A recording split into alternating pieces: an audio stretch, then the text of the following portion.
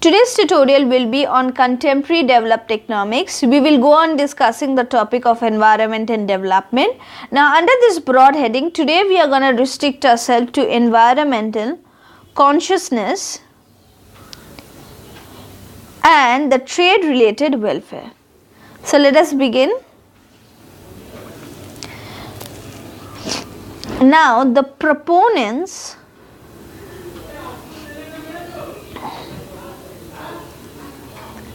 of free trade suggest that if people are environment conscious, then trade would always be welfare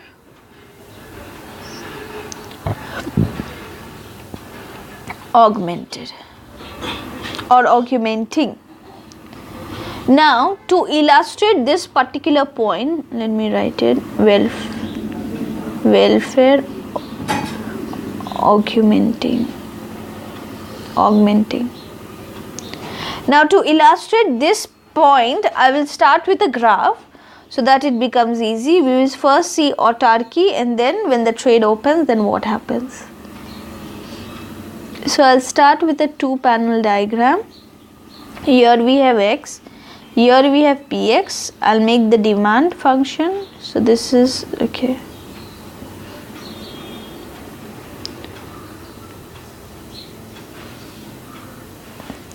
So, this is A, this is D. Let me take another color. I'm taking white, and then it becomes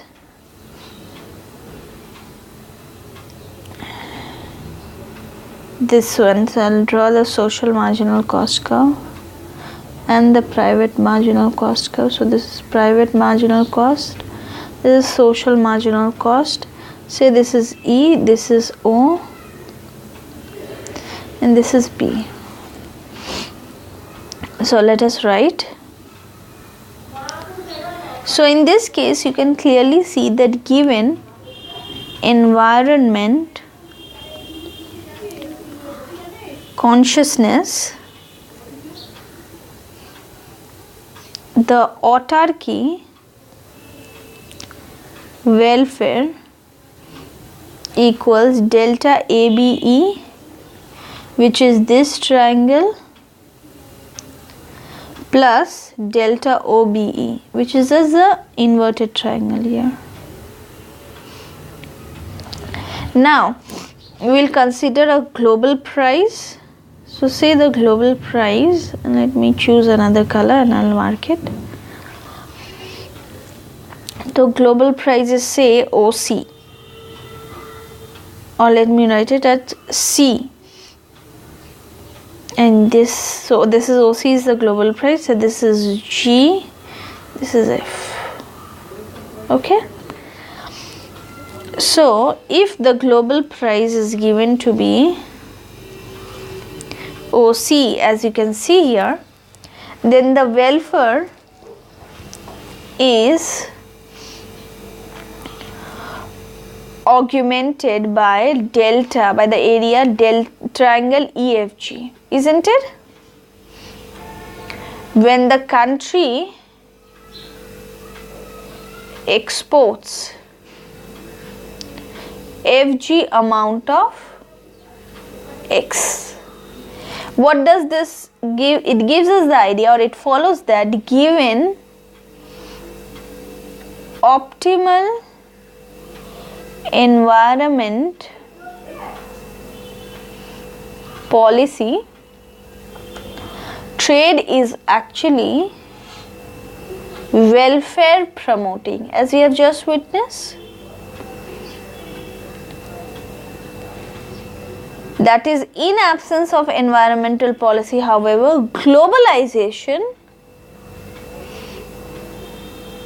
So, this is the case where environmental policy is absent. globalization will actually be self-welfare reducing.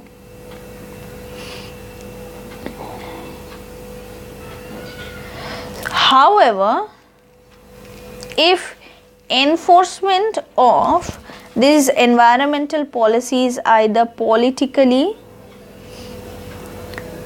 infeasible, and by this I mean that the poor may resist strict environmental standards,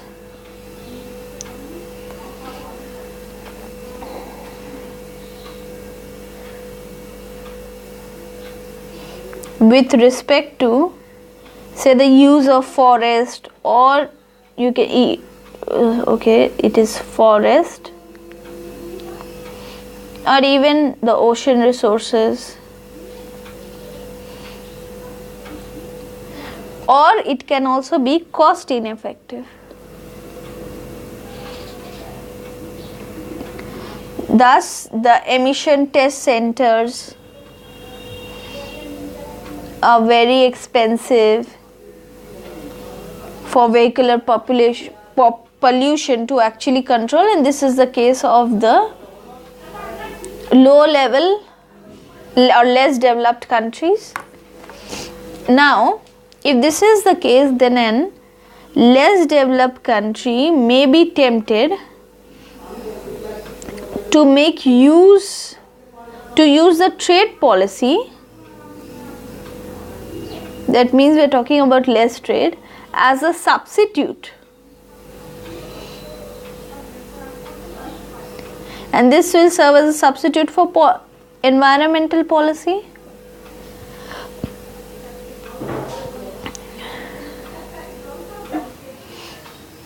So, if tariffs, or you can say quotas, which are the trade barriers, controls imports, then export will actually diminish. That means there is an impact on export at post-trade equilibrium. Now, less production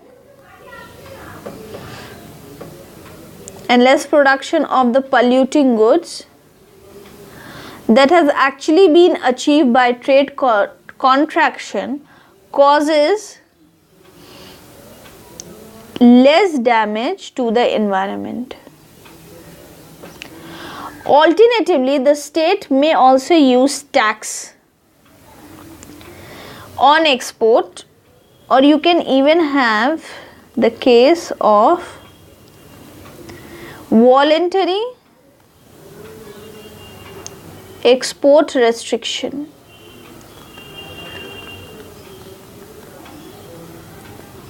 What this actually lead us to the comparison between trade policy, environmental policy with reference to welfare. However, when pollution is controlled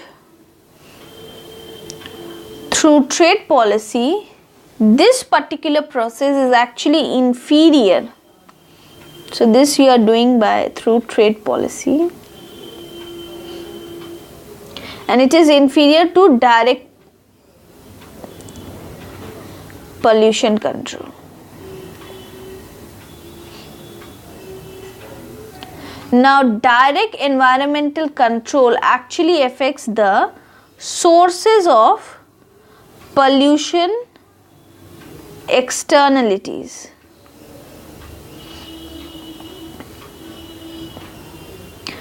Firms producing X, and the trade policy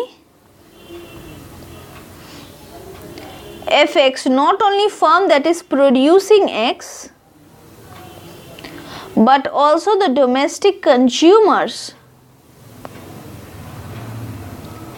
and this is done by the distorted price. So by the distorted prices, hence there is some, what we have seen is, can be termed as additional loss of welfare that is occurring due to trade policy, and under such a situation protectionism is only the second best policy, where if you think what is the first best policy, it is nothing but the environmental policy.